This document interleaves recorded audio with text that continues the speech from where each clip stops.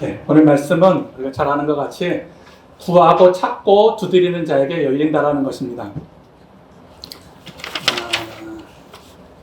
찾으라 그러면 이라는 제목으로 말씀을 보겠습니다.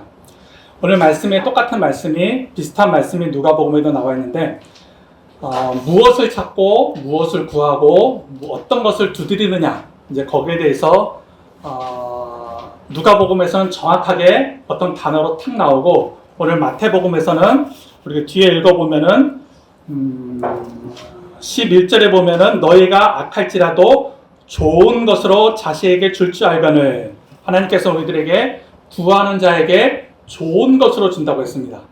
그러면 그 좋은 것이 뭐냐? 누가복음에서는 정확하게 말씀해주고 있습니다. 너희가 악할지라도 좋은 것을 자식에게 줄 줄 알거든 하물며 너희 아버지께서 구하는 자에게 성령을 주시지 않겠느냐 이렇게 말씀하고 있습니다. 그러니까 구한다라는 거, 찾는다라는 거, 뭘 구하고 뭘 찾아야 되는지 정확하게 본문에 나와 있습니다. 좋은 것을 구하라는 것입니다. 그죠? 누가복음에서는 좀 더 정확하게 성령을 구하라는 것입니다. 또 그 성령하고 좋은 것은 이미 너희에게 주어져 있다. 그것을 구하라는 것입니다. 그러니까 이미 우리 성도들은 이미 성령을 구해서 받았고 우리가 열심히 찾아서 그것을 찾았습니다. 근데 우리가 생각했을 때 내가 과연 성령을 찾았는지, 내가 성령의 전인데 성령의 영이, 진리의 영이 내 속에 들어와 있는지 우리가 가끔은 궁금할 때가, 좀 의심할 때가 있다는 것입니다. 근데 그것은 말씀을 통해서 정확하게 분명하게 말씀하고 있습니다. 이미 너희에게 주어져 있다. 주어져 있습니다. 이미 우리는 찾았고 이미 구했고 또 우리는 두들겨서 그것이 성령이 우리들에게 들어와 있습니다. 근데 이제 여기서부터 이제 시작되는 것입니다. 말씀하기 전에 항상 저는 그런 얘기를 하는데 믿지 않는 사람들은 지금 제가 하는 얘기가 무슨 얘기인지 알아들을 수가 없을 것입니다. 이제 그런 얘기를 가끔 합니다. 그 얘기가 뭐냐면은 성령을 받지 못한 사람은 무슨 얘기를 하는지를 모른다라는 것입니다. 예수님께서도 비유로 말씀하셨다라는 것이 들을 게 있는 사람만 들을 수 있다라는 그 말씀하신다라는 것입니다. 그러면 우리가 교회도 열심히 다니고 믿음을 가지려고 노력하는데 성령이 내 속에 들어와 있는 것 같지 않다. 또는 성령의 삶을 살고 있지 못하다. 그런 사람은 어떻게 될까요? 그런 사람은 먼저 성령을 구하는 것이 아니라, 문을 두드릴 것이 아니라 먼저 회개를 먼저 해야 된다는 것입니다. 회개하지 않고서는 성령이 우리들 속에 들어올 수가 없다라는 것입니다. 그러니까 회개라는 것은 항상 강조하지만은 너무 어렵게 생각하면 안 됩니다. 회개라는 것은 주님, 저는 할 수 있는 것이 아무것도 없습니다. 이게 회개입니다. 이게 큰 틀이고 여기에 살만 붙이는 것입니다. 근데 이 기본적인 그 틀이 없이 다른 살만 붙였다가는 그건 회개라고 할 수 없다는 거죠. 회개라는 것은 주님, 나는 내 힘으로 할 수 있는 것이 아무것도 없습니다. 라고 고백하는 것이 회개의 가장 기본적인 틀입니다. 그러니까 내가 내 힘으로 하려고 한다면 성령이 들어올 수가 없어요.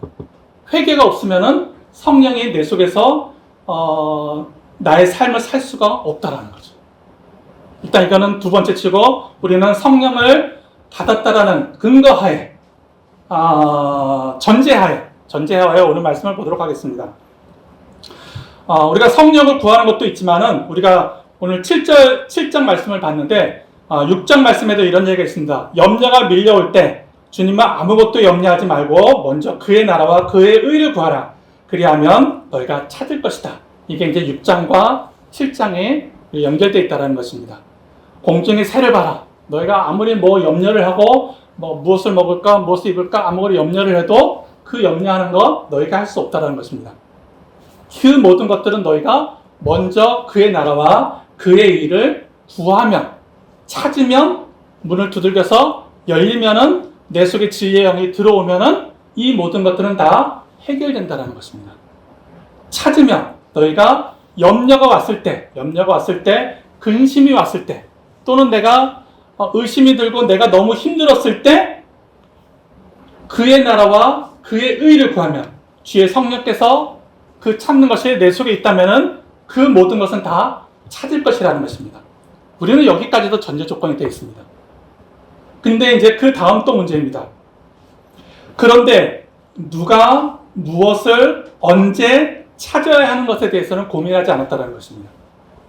누가 무엇을 언제 찾아야 되는지. 그러니까 이 고민이 없기 때문에 우리는 구해가지고 이미 받았는데, 열심히 찾아가지고 우리는 찾았는데, 이 고민이 없으면은 내가 찾았는지 구했는지 우리가 느낄 수, 깨달을 수 없다라는 것입니다. 그러니까 무엇을 찾아야 되는지, 언제 찾아야 되는지, 누가 찾아야 되는지 굉장히 중요하다는 것입니다.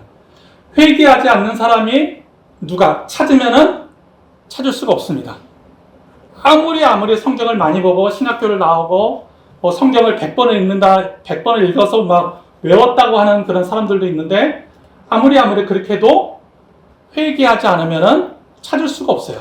그러니까 누가 찾아야 되는지를 모르면은 아무리 찾아도 의미가 없다라는 거예요. 또 무엇을 찾아야 되는지 정확하게 나와 있어요. 성령을 찾으라. 좋은 것을 찾으라. 그의 나라와 그의 의를 찾으라. 근데 이것을 찾지 않고 그 외의 것, 먹는 거, 입는 거, 그죠? 공중에 나는 새들이 찾는 그런 것을 찾으면은 무엇을 찾는지를 모르고 찾기 때문에 거기에 대해서 우리는 엉뚱한 것을 찾기 때문에 이것을 찾았는지, 구했는지, 받았는지, 어떻는지 아무 의미가 없다라는 것입니다. 자, 또 뭐가 있을까요? 누가 무엇을 언제 찾아야 되는지. 언제 찾아야 한다는 것은 이미 우리에게 주님께서 주셨습니다. 회개한 사람은, 믿는 사람은 빨리 이것을 찾아야 된다는 거죠. 언제라는 건 없어요. 지금 당장이라는 거죠. 지금 여기서 찾아야 된다는 것입니다. 믿는 사람에게는. 그래서 찾게 되면 어떻게 될까? 우리는 고민해야 됩니다. 내가 성령 충만함을 받았어요. 그러면 어떻게 될까? 우리는 그것을 느껴야 돼요. 어떻게 되는지. 또 나는 그것을 찾았는가? 깨달아야 되고, 찾으면 과연 행복할까? 이것도 물어봐야 돼요. 행복할까?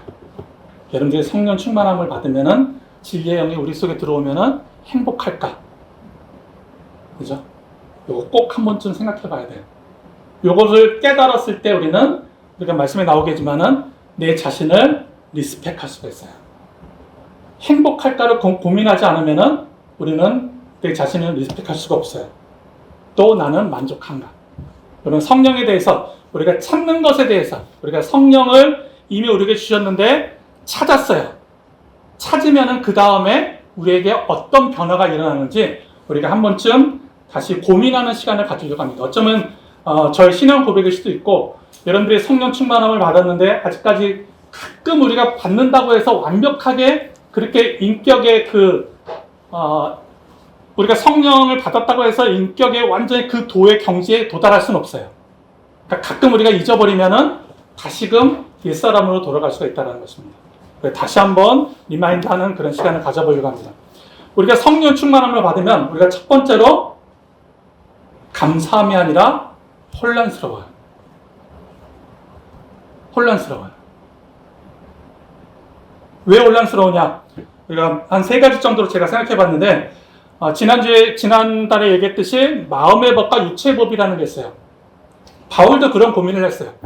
주의 말씀을 들고서 열심히 살아가고 전도하는데 바울도 맨날 고민하는 거예요. 내 겉사람은, 내 속사람은, 내 마음의 법은, 내 육체의 법은 열심히 선을 행하려고 하는데 선을 행하지 않고 있는 나의 모습을 보게 된다는 거죠. 오호라 나는 공고한 사람이라. 이 사명의 음침한 골짜기에서 누가 나를 건져내랴. 혼란스럽게 된다는 것이죠. 성령을 받지 않으면은 이 혼란스러운 거 아무 의미 없어요. 성령을 받았기 때문에, 마음의 법이 있기 때문에, 내 속사람이 이젠 성령의 말씀대로 살아가려고 하기 때문에 혼란스러운 거예요. 아주 혼란스럽다는 것입니다. 그러니까 마음의 법이라는 것은 뭐냐면은 뭐라고 할까요?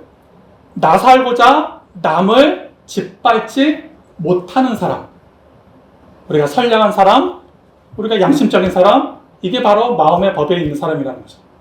나 살고자 남을 짓밟지 못하는 사람. 근데 보세요. 나 살고자 남을 짓밟는 사람. 이거는 육체의 법 또는 세상으로 봤을 때는 강한 사람이라고 해요.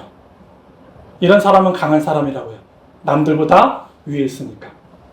또 우리가 심리학적으로 표현하면은 이런 사람을 가리켜서 소시오패스라고 그래요. 그죠?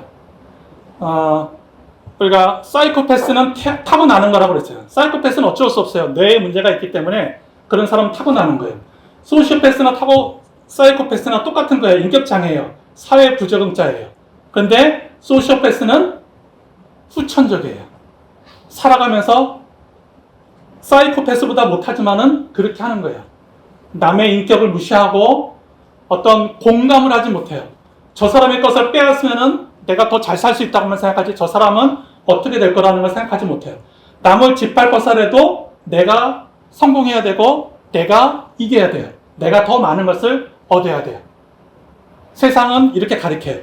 그리고 그 가르침대로 사는 사람이 바로 강한 사람이라고 해요. 그리고 그런 사람을 육체의 법을 따르는 사람, 겉사람이라고 해요. 자, 마음의 법과 육체의 법이 우리들에겐 공존해 있어요. 그 가운데서 우리는 싸운다라는 거죠. 내 것을 갖기 위해서 남의 것을 짓밟지 못하는 모습, 우리는 양심적인 그런 모습을 갖고 있어요. 그런데 그렇게만 살면 좋아요. 그죠? 그런데 우리는 남의 것을 빼앗기 위해서 남의 것을 짓밟는 그런 모습도 우리에게 있다라는 거죠. 그렇게 짓밟힌 사람이 느끼는 감정이 뭐냐? 바로 배신이라는 감정이에요. 우리가 느끼죠?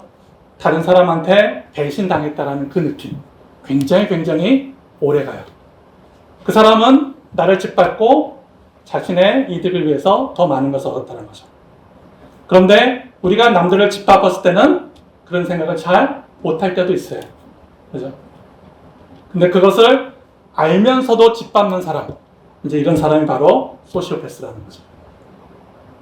우리들에게는 성령이 우리가 찾으면은 두 가지의 법이 있는데 마음의 법과 육체의 법 속에서 우리는 혼란을 일으켜요. 과연 어떻게 살 것이냐? 분명히 우리의 마음은 이렇게 살고 싶어요. 남을 짓밟지 않고 그냥 내 것을 가지고 이렇게 살고 싶어요. 그런데 살아가다 보면은 절대로 이렇게 살 수 없는 환경이 우리 사회 속에 있어요. 내가 이렇게 살고 싶다고 해서 그렇게 못 살아요. 이렇게 살고 싶은데 누군가가 이렇게 살면 안 된다고 하면은 또 그렇게 살 수밖에 없어요. 남을 짓밟아야지만이 이 사회가 돌아가고 남을 짓밟아야지만이 내 자신이 성공하고 이 공동체가 유지될 수가 있고 그러면은 이 공동체를 위해서 이 사회를 위해서 이 집단을 위해서 내가 희생해가지고 저 사람을 짓밟게 된다는 거죠. 그런데 이것은 절대로 성령님이 원하시는 모습이 아니라는 거죠.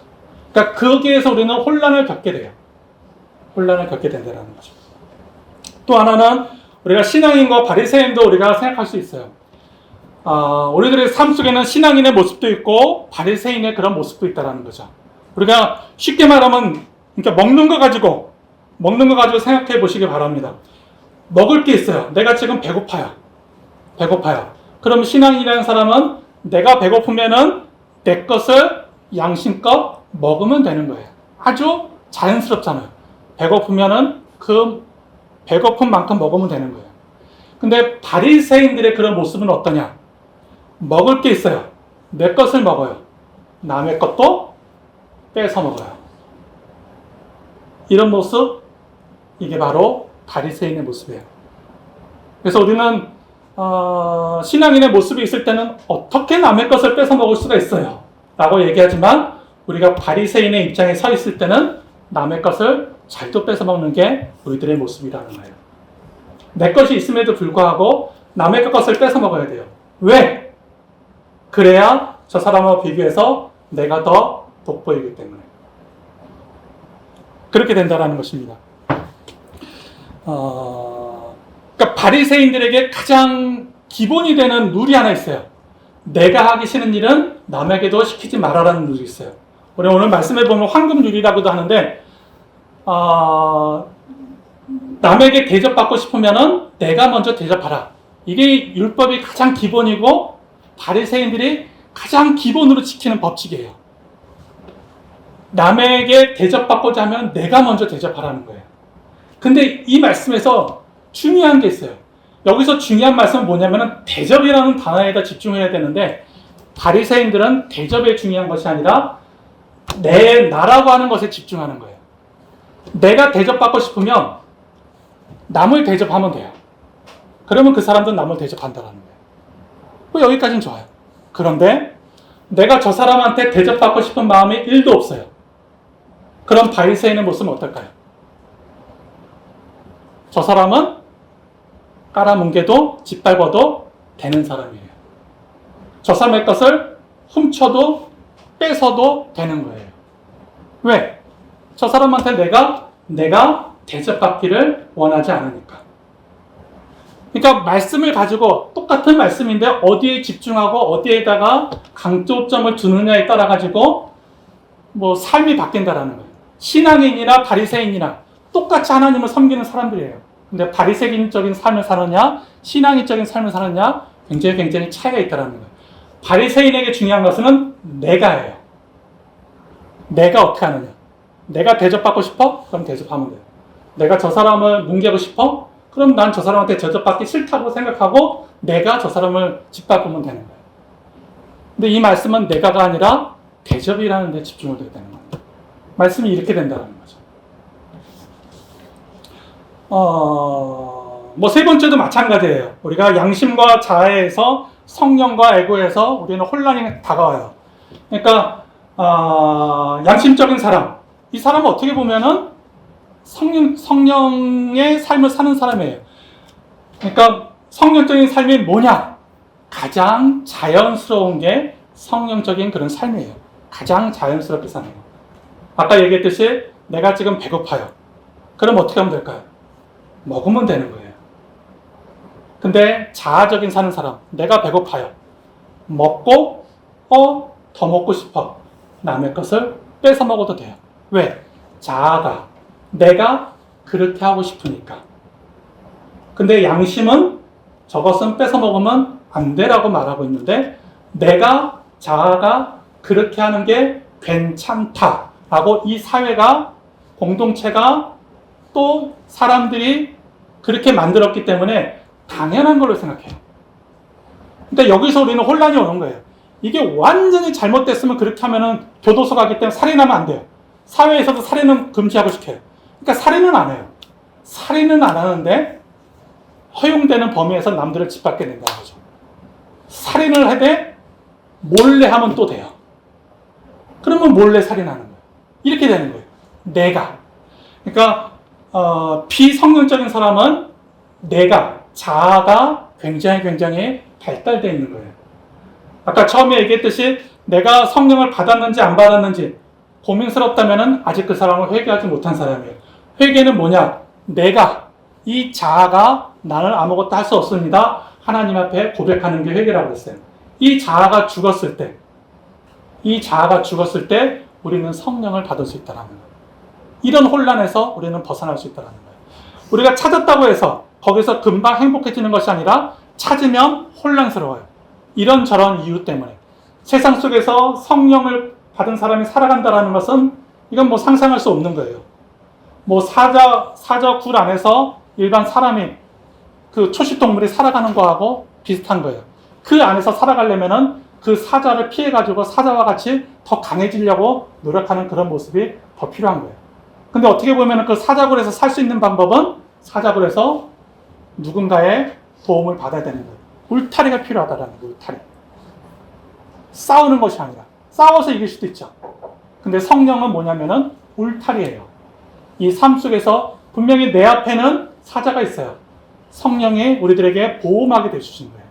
그 보호막 안에서 그 속에 살아가는 거예요.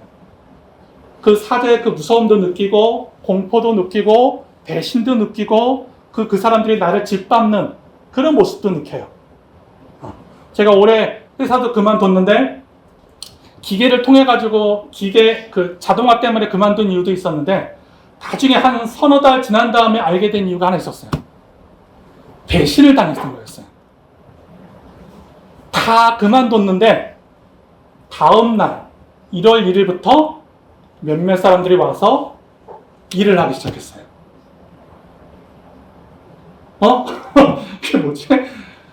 그러니까 그만두기 3일 전에 회사 문을 닫는다고 그랬어요. 3일! 석 달이 아니라. 그러니까 너무 황당하잖아요. 3일 전에 그만둔대요. 회사가 문이 닫는데 다 그만두게 생겼어요. 저는 금요일날 얘기를 듣고 월요일날 다 그만뒀어요. 근데 화요일 1월 1일 아니 1월 1일 새벽 1시부터 나와서 몇몇 사람들이 일을 했어요. 몰랐죠.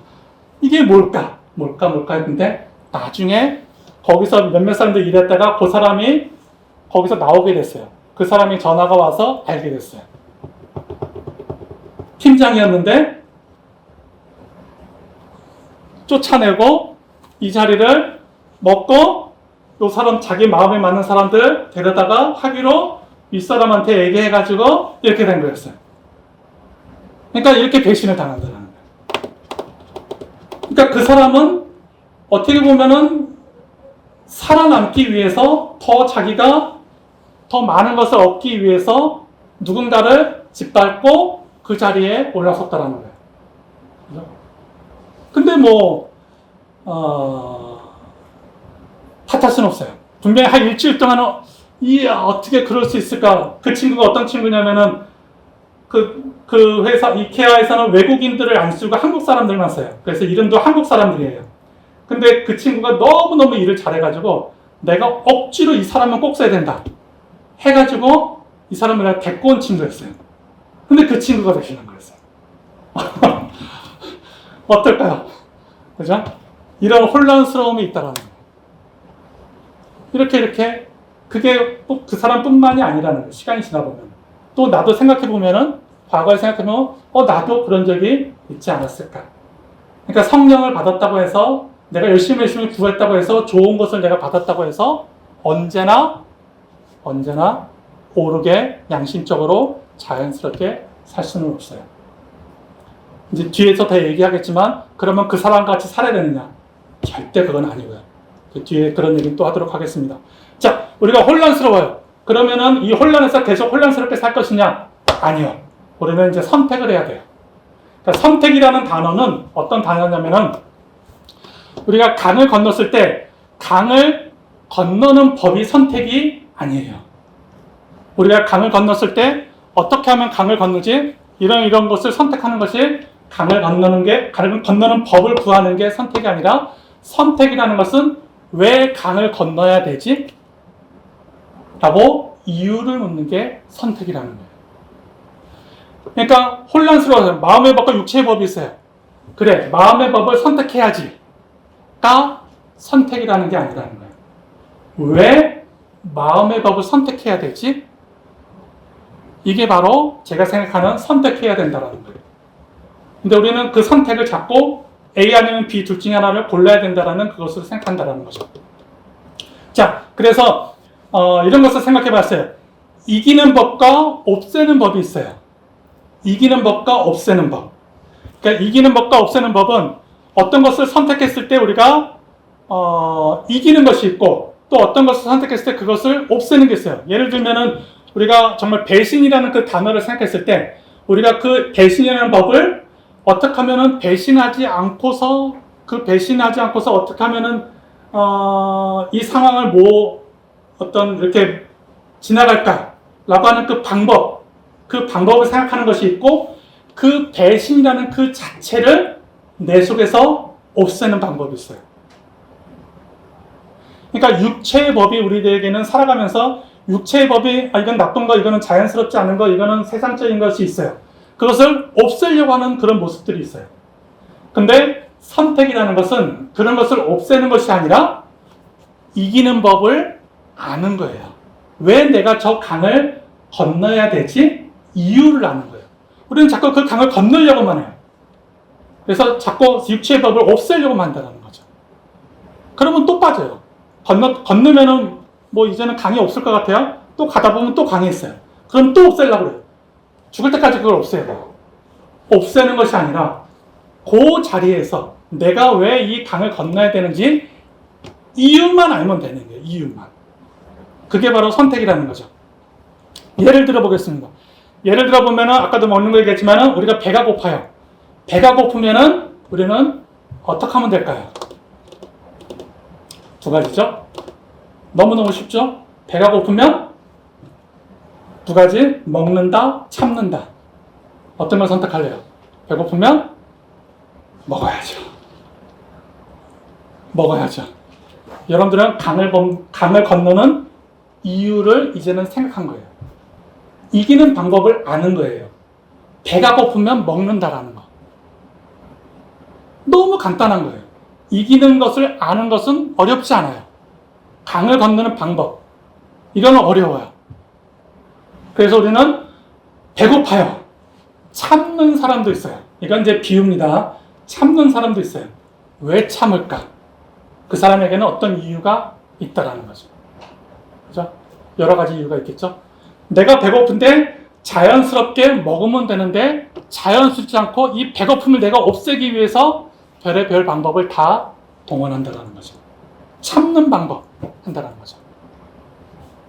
비유로 예를 든 겁니다. 그러니까 다른 말로 종교적인 표현을 하면은 고행이라는 그 단어예요. 고행이라는 단어. 내가 참음으로써 내가 얻고자 하는 것을 얻겠다라는 거예요. 내가 굶음으로써 내가 살을 빼겠다. 내가 굶음으로써 내가 어떤 아픈 것을 이겨내겠다. 내가 굶음으로써 내가 얻고자 하는 것을 얻어내겠다. 내가 굶음으로써 내 정신적인 집중을 해가지고 내가 공부를 하겠다. 뭔가 이유를 둬가지고 내가 굶는다라는 거예요. 그런데 선택에서는 배고프면 먹는 것이 자연스러운 거예요. 웬만하면 굶지 말라고 하는 것이 제 조언입니다. 웬만하면 굶지 말라는 거예요. 비유로 얘기한 거예요. 예를 다시 들었는데 실질적으로 예를 들면 여러분들이 금식을 합니다. 왜 할까요? 배고프면 먹어야 되는데 왜 금식할까요? 예수님도 금식 거의 안 했어요. 웬만하면 하지 마세요. 제 말은. 웬만하면 하지 말라는 거예요. 여러분들은 40일 작전기도, 100일 작전기도를 합니다. 왜 할까요? 무엇인가를 없애기 위해서. 우리가 성령을 받으면은 받음과 동시에 인격적인 경지에 오르는 사람은 없어요.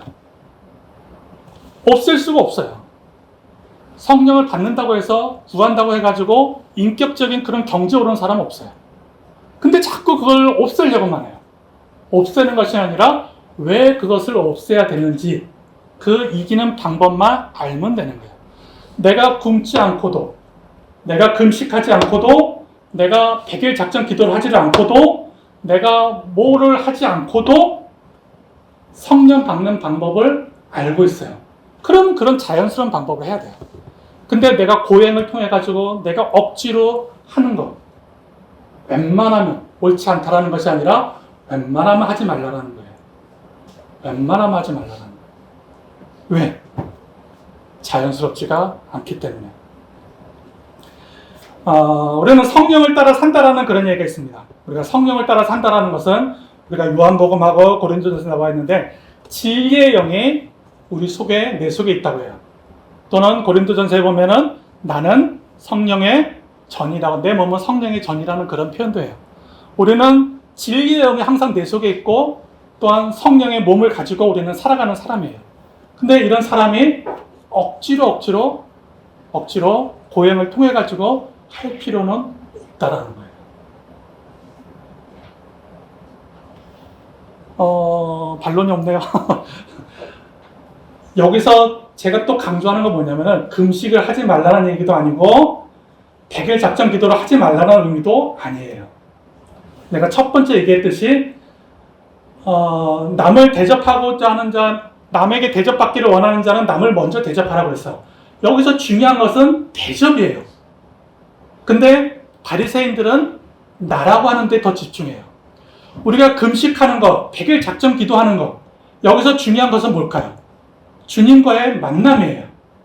근데 우리는 금식을 통해서 100일 작전 기도를 통해서 얻는 것이, 하고 있는 것이 뭐냐면은, 내 체면이에요.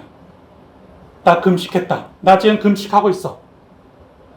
나 100일 작전 기도한 사람이야. 너 해봤어? 나에 집중하고 있다는 거예요.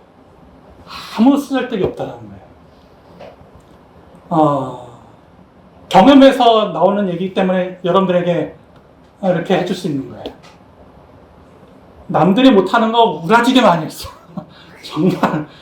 정말 뭐 40일, 그건 뭐 말도 안 돼요. 여기 이것까지도 알고 있어. 어느 정도까지 알고 있냐면은, 교만하면 안 된다까지도 알고 있었어요. 남들한테 내가 40일 작전 기도하는 거 남들한테 자랑하면 안 된다. 성경이 나와 있으니까 바리새인들 그것도 알고 있었어요. 그래서 내가 어떤 잔머리까지 굴렸냐면은 39일까지 작전 기도하고 하루는 안 나갔어요. 그래서 내 자신한테 어떤 위로를 했냐면은, 그래, 나는 하루 안 나갔으니까 남들한테 자랑하면 안 돼. 이런 교만, 무슨 뜻인지 알죠? 거기까지도 한 단계 더 이렇게 잔머리를 굴려가지고 교만해져요. 거기까지. 그러니까 웬만하면은 내가 자랑하는, 그러니까 바리새인들과 같이 남들 앞에서 보여지면서, 나 지금 금식하고 있어. 자, 여기 잘 봐. 나는 내가 가진 거에 뭐 11조를 드리고 있어. 여러분 잘 봐. 나 하루에 5번씩 기도하고 있어. 이렇게 내가 중심이 되는 것. 자아가 살아있다면은 아직 그 사람은 성령을 따라 사는 사람이 아니라는 거예요. 아니면은 아직 미숙한 그런 신앙생활을 하고 있다는 거예요. 우리가 혼란스럽고 선택을 해야 돼요. 선택하는 기준이 뭐냐면은 없애는 것이 아니라 방법을 아는 거예요. 내가 왜 저 강을 건너야 되지? 내가 왜 성령을 따라 살아야 되지? 그 방법을 아는 것이 중요해요. 알면 되는 거예요. 알고서 내가 배고파요. 그러면 조금만 먹으면 되는 거예요. 내가 저 사람을 짓밟아야 되는 그런 일이 있어요. 내가 근데 그 방법을 알고 있어요.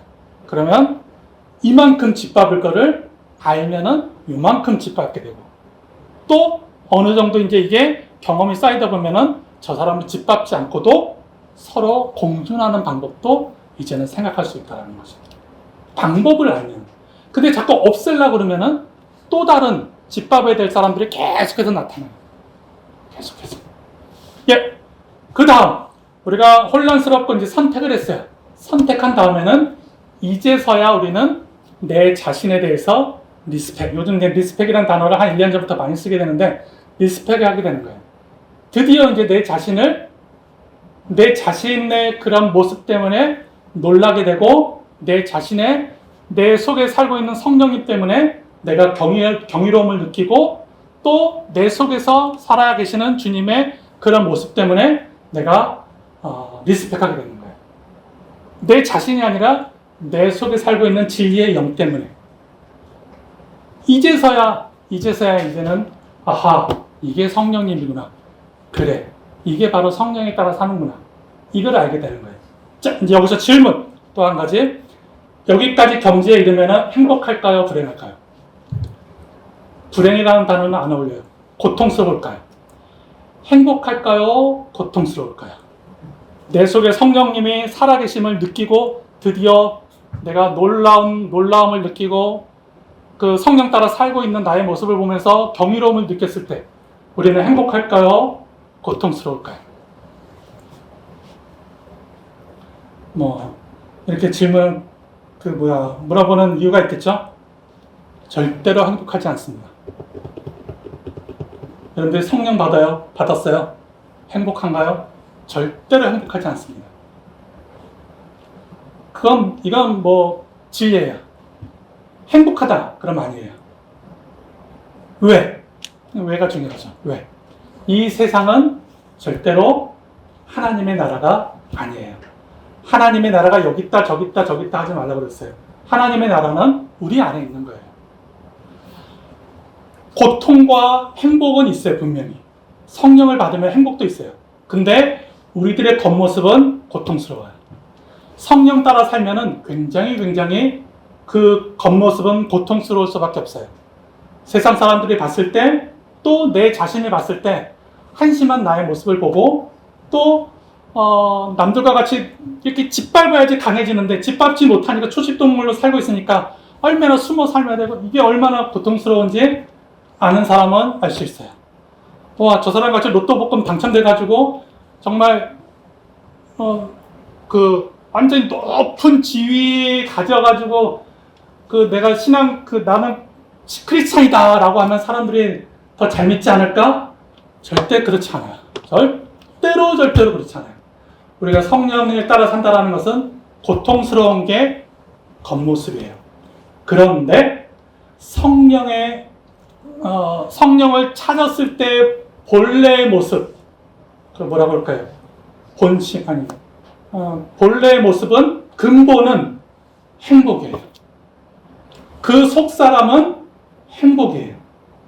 겉모습은 굉장히 고통스러워요. 정말 가진 것도 없고 비교당하고 굉장히 그렇고 하지만은 내 속의 속사람은 굉장히 행복하다라는 거예요. 그 근본은. 바울이 오호라 나는 공고한 사람이라, 이건 겉모습이에요. 바울이 봤을 때도 자신의 옛날과 지금의 모습을 비교했을 때 얼마나 초라한 자신의 모습에서 공고한 사람이라고 얘기했어요. 또 사람들이 봤을 때도 그렇게 느꼈을 거고. 그러나 바울의 그 겉모습과 바울이 생각하고 있는 자신의 그 속사람은 세상의 그 어떤 것을 가져다 줘도 바꿀 수 없는 성령님의 행복함이 그 속에는 있다는 거예요. 근데 그것은 누구만 알 수 있느냐? 자신만 알 수 있는 거예요. 그러니까 그 사람은 누군가가 봤을 때, 또 겉으로 살아가는 그 모습에서는 그 행복이 드러날 수가 없다라는 거죠. 자신만이 알 수 있다라는 거예요. 그러니까 자신만이 알 수 있기 때문에 행복할까 고통스러울까? 겉은 고통스럽지만은 그 근본은 행복한 게 바로 성령 충만하고 선택한 사람의 그 모습이라는 거죠.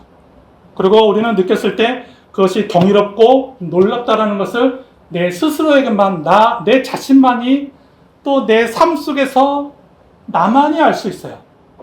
그리고 믿는 사람 두세 사람이 모였을 때 성령에 따라 살고 있는 사람끼리는 통하고, 그죠? 그 사람하고 만났을 때는 거기에 대해서 굉장히 또 서로가 서로를 격려하고 위로하고 경이로운 그런 리스펙을 같이 해주고, 그리고 결론적으로 맨 마지막에 이런 단어를 썼는데 다스림과 안식이라는 단어를 썼습니다. 겉모습은 고통스럽고 내 속사람은 행복하다고 해가지고 이 사람이 언제나 행복하냐? 그렇지는 않아요. 세상의 유혹 계속 오면은 내가 성령 충만을 받지만은 가진 것이 없어가지고 피해를 봤을 때는 굉장히 겉과 속이 다시 고통스러워요. 내가 아까 얘기했듯이 그 친구를 거의 한 4, 5년을 봐왔고 그 친구를 내가 소개시켜줘가지고 여기 같이 일을 하게 됐는데 그 친구가 나를 몰아내고 그 자리를 차지했을 때 내가 성자도 아니고 괜찮다 그러겠어요? 절대 아니에요. 그죠? 아니 어떻게 그럴 수 있느냐. 그 친구 할 말 있죠. 이렇게 돼요. 똑같아요. 그런데 저는 이제 이기는 법을 알게 되면 다스리는 거죠. 가서 주먹 다짐할 거, 전화해가지고 막 쌍욕할 거, 또는 저는 이제 기자 출신이기 때문에 그 위에 윗선하고 연결이 닿기 때문에 이렇게 하는 거예요. 그 윗선에다가 고발을 하건, 저는 옛날 같으면 그렇게 해요. 저는 그렇게 하는 사람이에요. 기자 출신이기 때문에 대통령도 가서 만나가지고 그렇게 할 사람인데 이제는 알아요. 저 사람도 먹고 살기 위해서 그렇게 했다라는 거. 참을 수밖에 없어요. 어쩔 수 없어요. 그러니까 이기는 방법을 알다라는 거, 다스린다라는 거죠. 서로 주먹 다짐할 거, 칼부림 날 거, 서로 말다툼할 거, 어떻게 하면 스무스하게 넘어가게 되는지. 그런 선택의 판단에서 이제는 내 자신을 다스릴 수 있는 주님. 그래서 그런 책도 있잖아요. 주님이라면 어떻게 하실까? 예수님이라면 어떻게 하실까요? 너무나도 좋은 표현인 것 같아요. 주님이라면 지금 이 상황에서 가룟 유다한테 배신당했는데 어떻게 하실까? 가론 유다를 죽은 사람을 살려가지고 다시 한번 능지처참할까? 뭐 그렇게도 우리는 막 그런 막 상상도 하잖아요. 예수님이라면 어떡하실까? 이제 그렇게 된다는 거죠. 그랬을 때 내 자신을 다스리게 되고 내 자신이 온전하게 다시 그 친구와 전화 연결해서 친해질 수가 있는 거예요. 그 친구랑 다시 친해졌어요. 웃기지 않아요? 알면서도. 이제 이런 다 알고 있다는 얘기는 안 하죠. 뭐, 그렇게 되는 거예요. 다스리고 내 스스로가 내 삶 속에서 이제는 이게 참는 거하고 그거하고는 틀린 거예요. 그런 차원이 아니에요. 무조건 호구가 되는 거하고는 틀린 거예요. 그런 얘기가 아니에요. 불의를 보고 참는다 그 얘기가 아니에요. 불의가 아니에요, 이건. 불의를 보면은 정의가 앞장서야죠. 그런 게 아니라 우리가 다스렸을 때 주님이라면 어떡하실까? 그것을 생각한다라는 거죠. 우리가 기도에서도 가장 중요한 게 뭐예요? 기도에서도 가장 중요한 것은 주님이라면. 주님, 겟세마네 기도에서 나의 뜻대로 마옵시고 주님의 뜻대로 하옵소서. 이게 가장 중요한 거예요, 기도에서. 기도의 기본이에요. 그 외에 많은 것들이 있죠. 그러나 가장 중요한 것은 나의 뜻대로 마옵시고 주님의 뜻대로 하옵소서. 주님이라면은 이런 배신 속에서, 이런 남이 나를 짓밟는 속에서 또 내가 이 반대가 될 수 있어요. 내가 누군가를 짓밟았을 때 주님이라면 지금 이 상황에서 어떻게 하실까? 지금은 제가 짓밟은 얘기도 했지만은 얘기했던 것 같은데, 옛날에 제가 살던 집에서 밭이 있었어요. 근데 이 밭은 우리가 이렇게 하기로 했어요. 근데 누군가가 그 반을 딱 쪼개가지고 자기 마음대로 나무를 심었어요. 그러면 아니 이거 우리가 밭을 하기로 했는데 왜 여기다 나무를 심느냐, 그렇게 얘기할 수 있잖아요. 그죠? 저는 그렇게 하지 않았어요. 어떻게 했을까? 거기 있는 나무를 막 그냥 이렇게 그 놀부가 그 호박 이렇게, 그죠? 이렇게 그렇게 했어요. 내가 이렇게 짓밟힘만 당한 게 아니라 짓밟을 수도 있어요. 그게 우리들의 모습이에요. 그죠? 내가 그렇게 짓밟았을 때 주님이라면 어떻게 하실까? 우리는 그것도 생각해야 돼요. 그죠? 그리고 나서 그 나무 심은 사람한테 가가지고 얘기를 했죠. 처음에는 내가 한 거 모르게 밤에 가가지고 이렇게 호박 이렇게 했어요. 아무도 모르게 완전 범죄 저질렀어요. 근데 시간 좀 지나다 보니까 양심의 법이, 그죠? 그게 이제 있잖아요. 결국은 시간 지나면 가서 그래서 이래가지고 이렇게 했다. 왜 우리가 이렇게 해가지고 내가 이렇게 했다. 그래서 그냥 반반 이렇게 쓰게 됐어요. 그러니까 내가 짓밟힘을 받았을 때 주님이라면 어떻게 했을까? 선택 굉장히 중요한 거예요. 없애는 것이 아니라 이기는 방법을 아는 것이고, 우리가 선택을 했을 때 그 다음으로 우리들의 삶은 분명히 고통스러울 거예요. 그러나 그 근본은 성령님 따라 산다라는 것은 우리들 마음속 기쁨과 온전함과 다스림이 우리 속에 있다라는 것입니다. 오늘 말씀의 마지막 말씀, 누가복음에 있는 말씀을 마무리하겠습니다. 하나님의 나라는 볼 수 있게 임하는 것이 아니요 또 여기 있다 저기 있다고 못하리니. 성령님도 마찬가지입니다. 하나님의 나라는 너희 안에 있느니라. 우리 안에 있는 하나님의 나라, 우리 안에 있는 성령님을 따라서 사는 저와 여러분들이 되시기를 기원합니다.